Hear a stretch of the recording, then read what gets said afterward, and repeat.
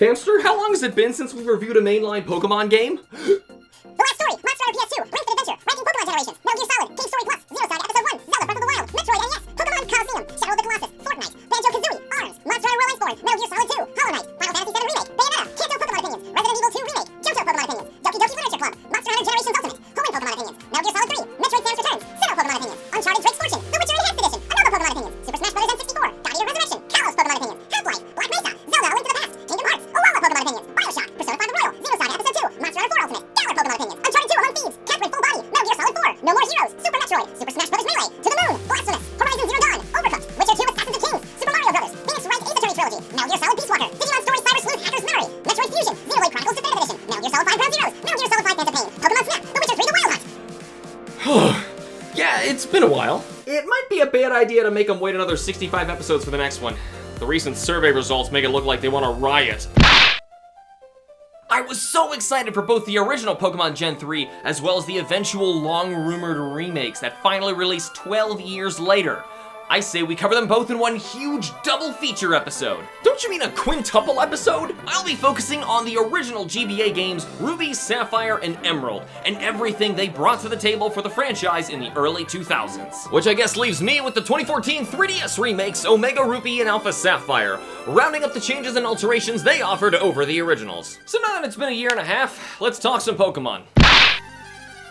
Pokemon's debut on the GBA was massive and brought with it a huge overhaul of old mechanics and created the modern EV and IV system, double battles, as well as introduced awesome new mainstream staples like natures determining unique stat variants and abilities that alone brought a whole new life to collecting and battling. And for the most part, the 3DS's ORAS are largely the same games, but with the 3D models and innovations of Gen 6, which were cool at the time, but the novelty kind of wore off fast, leaving these odd versions of a Gen 3 game with forcefully shoehorned elements from Gen 6 like Mega Evolution, making these games tremendously easier. Speaking of difficulty, the GBA entries might be the most balanced Pokemon games, with a steady yet manageable incline of difficulty as the challenges, roadblocks, and gyms become greater at the same pace that the trainer is intended to scale at the same time.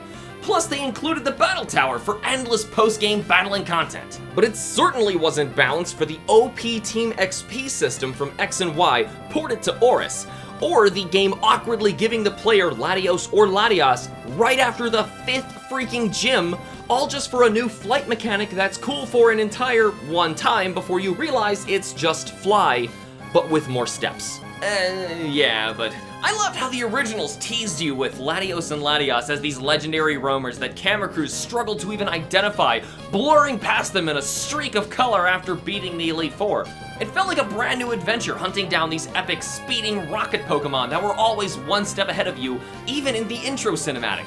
However, outside of this questionable design blunder, ORAS does have it pretty good when it comes to legendaries. You get access to a whole slew of rare and exotic legends from across the series due to an admittedly dumb tie-in with Hoopa in its movie, but still. Now that we're on the topic, hunting down legends in these games just felt amazing. Never again have I actually felt like I was on a personal journey uncovering secrets, literally deciphering code and solving riddles in order to break through and discover a new species. Seriously, you just can't do stuff like this in games anymore without the internet spoiling the fun. Well, if you're just looking for all the gameplay features ORAS offers over the originals, then I guess you've got Mirage spots, Sky encounters, customizable characters. Nah, that was just X and Y. What? That's dumb. That's just like how the Safari Zone got ruined in ORAS. How could they have possibly ruined the Safari Zone? It was amazing on the GBA titles. By not charging entry fees, by not timing players, and by making them use their own balls to catch the Pokemon. Then it's just like another route, but with more steps. Yeah, it's catastrophically counterintuitive and pointless. Why'd they poo-poo on what made it fun? Speaking of pointless, there were also secret bases, which I guess were fun to screw around in for a few minutes before getting bored, and contests where you can experience a different kind of battle where, through turn-based attacks, you need to convince a judge that your Rayquaza is more beautiful than Jerry's Gulpin. I don't know, man, Candace's Zigzagoon sure has one menacing growl. Come on, Rayquaza, show them your Hyper Beam! Stop the press! Did my eyes just witness Edith's Tailo using Wing Attack? Oh, screw you guys. Okay, keep in mind the kind of graphics we had back in the 90s. Pokemon games went from bare bones to absolutely magnificent full-color sprite work. This graphical jump was so mind-blowingly impressive in 2002 that it was even bigger than the jump to 3D from X and Y. Yeah. It also helped how lush and beautiful the incredible volcanic island of Hoenn was in showcasing this varied potential in graphics and animation. From the downpouring rain of the forests, the blistering sandstorms of the desert, the gently falling ash near the summit of a volcano, the bubbling basins of an ocean cavern, and the billowing heat rolling off of molten lava. Hoenn is beautiful. And it's cool in 3D too. I mean, yeah, it's kind of low poly and has that weird chibi look, but it's still the same Hoenn. And these Pokemon sprites look absolutely stellar. 3D's pretty cool too. Absolute masterpiece. My Kyogre can Mega Evolve. Actually, it's called Primal Reversion. Your brain's a Primal Reversion. Finally, a section where we both get to cover the same content. I was starting to feel completely overshadowed. You set off on your journey across Hoenn, gathering 8 badges to challenge the Elite Four and become champion, all the while tending to the villainous schemes of Team Aqua and or Magma to prevent the cataclysmic reawakening of an ancient titan. Ditto. The jump in musical quality in Gen 3 was nearly as earth-shattering as its graphical upgrade. These tracks all sound so clean and well-produced, and not to mention that this is probably my favorite Pokemon soundtrack in general. And the remake remastered those old classic tunes in a great way. It's just a shame that ORAS has all those uncomfortable Pokemon cries from X and Y. Can you just let me have this one section? Thematically, this is my favorite base Pokemon installment. The incredible strides forward it made for the series in nearly every regard is undeniable. There's nothing wrong with ORAS. They're just fine. If you don't have a GBA and just want to experience the region, then for sure, go for it. You can certainly expect a top-notch Pokemon installment. I swear, it's fine. Those are better. The positive gamer in me loved every second of Pokemon Ruby, Sapphire, and Emerald, leveling them up to a powerful 9 out of 10.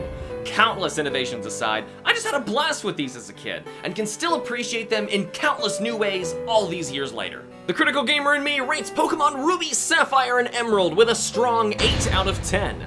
Though arguably the fully realized structural magnum opus of Pokemon, it still got its flaws, like awkward HM usage and confusing navigation. The positive gamer in me still enjoyed the remade Pokemon Omega Ruby and Alpha Sapphire enough for a solid 7 out of 10. It's still above average, but more than anything, it's simply burdened by the baby's first Pokemon mechanics of X and Y. And the critical gamer in me reluctantly gives Pokemon Omega Ruby and Alpha Sapphire a decent 6 out of 10. If 5 is totally average, then this game is honestly just barely grazing over that curb, shooting for nostalgia, but accidentally soiling most everything the originals did oh so right. But what do you think? Tell us how your positive and critical sides rate Pokemon Ruby, Sapphire, Emerald, Omega Ruby, and Alpha Sapphire in the comments below. But if you're gonna unfairly criticize these games for something totally irrelevant and undeserved, like, I don't know, too much water, then you're just playing with yourself.